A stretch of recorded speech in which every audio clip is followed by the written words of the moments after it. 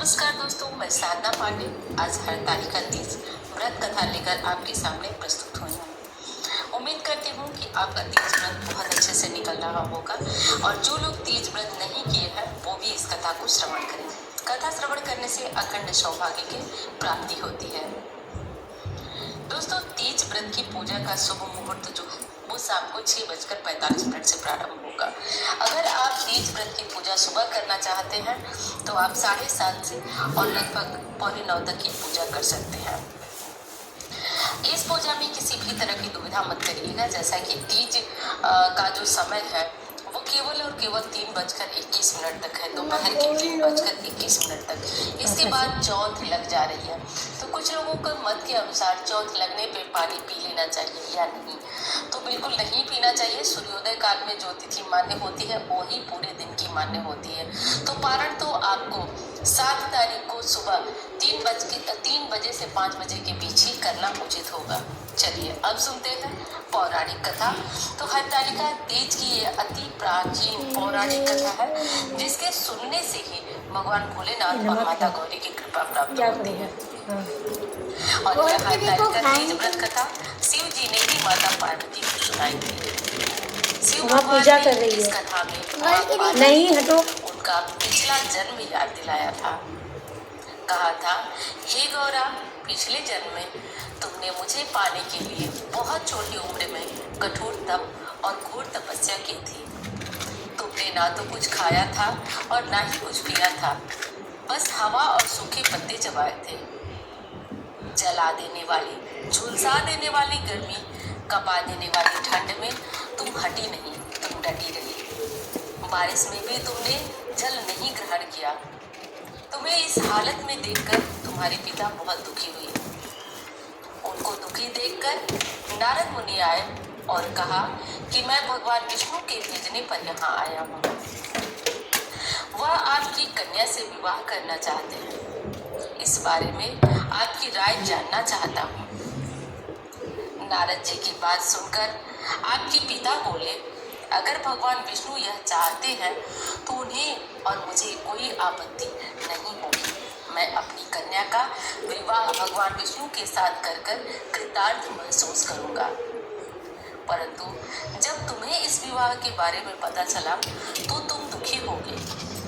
तुम्हारी एक सहेली ने तुम्हारे दुख का कारण पूछा तो तुमने कहा कि मैंने सच्चे मन से भगवान शिव का ही वरण किया है, किंतु मेरे पिता ने मेरा विवाह विष्णु जी के साथ तय कर दिया है। मैं विचित्र धर्म संकट में हूँ। अब मेरे पास प्राण त्यागने के अलावा अन्य कोई उपाय नहीं बचा है। तुम्हारी सखी बहुत ही समझदार थी। उसने कहा, प्राण छोड़ने का यहाँ कारण ही क्या है? संकट के समय धैर्य से काम लेना चाहिए। भारतीय नारी के जीवन की सार्थकता इसी में है। जिसने मन से पति के रूप में जिसे वरण किया हो, जीवन पर्यंत उसी के साथ निर्वाह करना चाहिए। मैं तुम्हें घनघोर वन में ले चलती हूँ, जो साधना स्थल भी है और जहाँ तुम्हारे पिता तुम्हें खोज भी नहीं पाएंगे। मुझे पूर्ण विश्वास है कि ईश्वर अवश्य ही तुम्हारी सहायता करेंगे।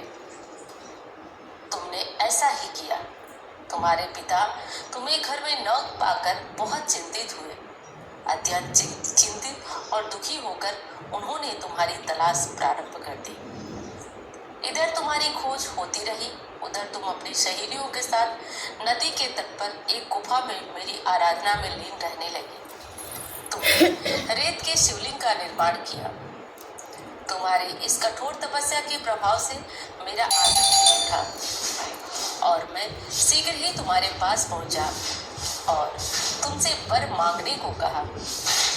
तब अपनी तपस्या के फलीभूत होकर मुझे अपने समक्ष पाकर तुमने कहा, मैं आपको सच्चे मन से पति के रूप में वरण कर चुकी हूँ। यदि आप सचमुच मेरी तपस्या से प्रसन्न होकर यहाँ पधारे हैं तो मुझे अपनी अर्धांगिनी के रूप में स्वीकार कर लीजिए। तथास्तु कहकर मैं कैलाश पर्वत पर लौट गया। उसी समय गिरिराज अपने बंधु बांधवों के साथ तुम्हें खोजते हुए वहां पहुंचे। तुमने सारा वृत्तांत कह सुनाया। और कहा कि मैं घर चली जाऊंगी, परंतु घर तभी जाऊंगी अगर आप महादेव से मेरा विवाह करेंगे। तुम्हारे पिता मान गए और उन्होंने हमारा विवाह करवाया। इस व्रत का महत्व यह है कि इस व्रत को निष्ठा पूर्वक करने वाली प्रत्येक स्त्री को मनवांछित फल देता हूँ। इस पूरे प्रकरण में तुम्हारी सखी ने तुम्हारा हरण किया था, इसीलिए इस व्रत का नाम हरतालिका व्रत हो गया। इस व्रत से जुड़ी हुई एक मान्यता है कि इस व्रत को करने वाली स्त्री पार्वती जी के समान ही सुख पूर्वक प्रतिनमन करके शिवलोक को जाती है। सौभाग्यवती स्त्री अपने सुहाग को अखंड बनाए रखने और अविवाहित युवतियां मन मुताबिक वर पाने के लिए हरतालिका तीज का व्रत रखती हैं।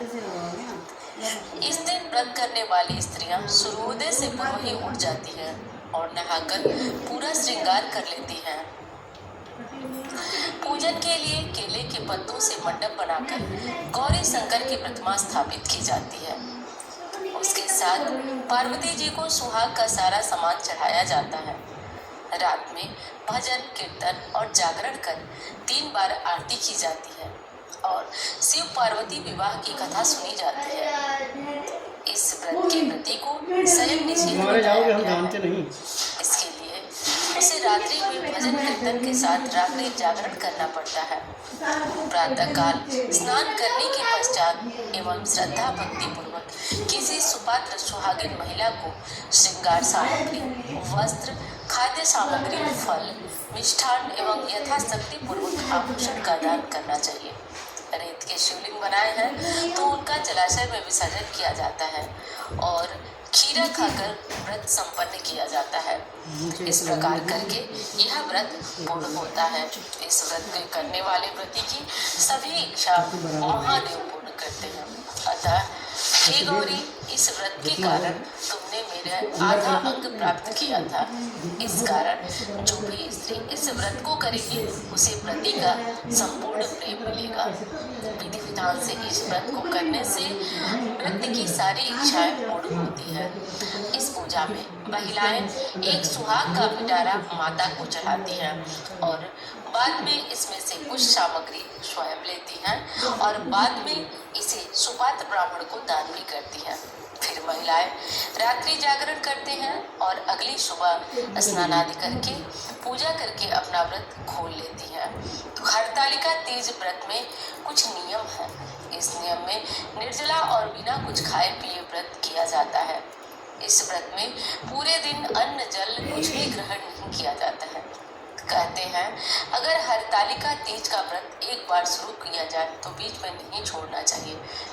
इस व्रत में रात में सोना नहीं चाहिए। व्रत में रात में भजन कीर्तन करना चाहिए। अगले दिन सुबह स्नान के बाद पूजा करके इस व्रत को खोलना चाहिए। अब सुन लेते हैं हम माता पार्वती की आरती। जय पार्वती माता, भैया जय पार्वती।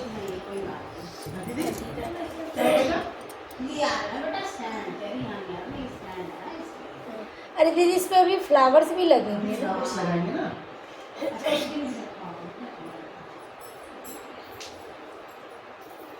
अब लाओ आरती कर लेते हैं।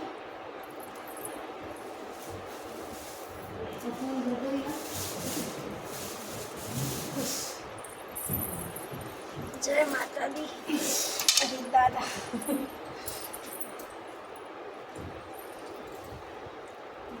टी शर्ट पहन लो तब कराओ। हाँ,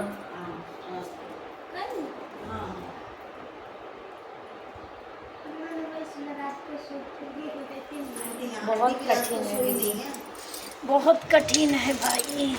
पति देव को पाना सेवा करना